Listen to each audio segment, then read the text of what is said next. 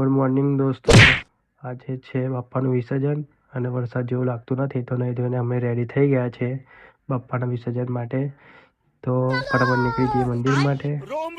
મંદિરે જતા જોયું કે બધા પાણી ભરવામાં વ્યસ્ત છે, તો મોર્નિંગથી જ રસોડાની તૈયારી ચાલુ થઈ ગઈ છે. અચ્છા ઠીક હે, સમજ ગયા. છે અમારા બજરંગ દળના રાજા અને મારા ગૌતમભાઈ ફૂલ ગમવા લાગે છે આજે. તો જોડે જોડે કથા પણ રાખેલી જ છે, તો એટલે વરસાદ ના પડે એટલા માટે આપણે આથર બાંધી રહ્યા છે. આથર બાંધી જ રહ્યા અને જોત જોતામાં વરસાદ પણ ચાલુ થઈ ગયો છે.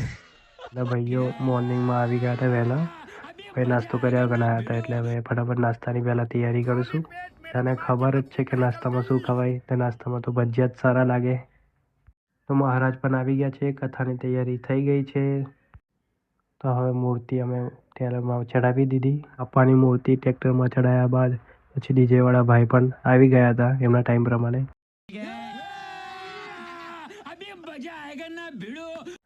ડીજેમાં ટીમલી વાગે અને મારા ભાઈઓ ટીમલી ના રમે એવું કોઈ દિવસ બન્યા. એટલે ગાઈસ બાપ્પાની મૂર્તિ આવી ગઈ છે વિસર્જન માટે. તો બાપ્પાનું વિસર્જન થાય છે જ. તો આપણે મળીએ નેક્સ્ટ બ્લોગમાં. જય ગણપતિ બાપ્પા.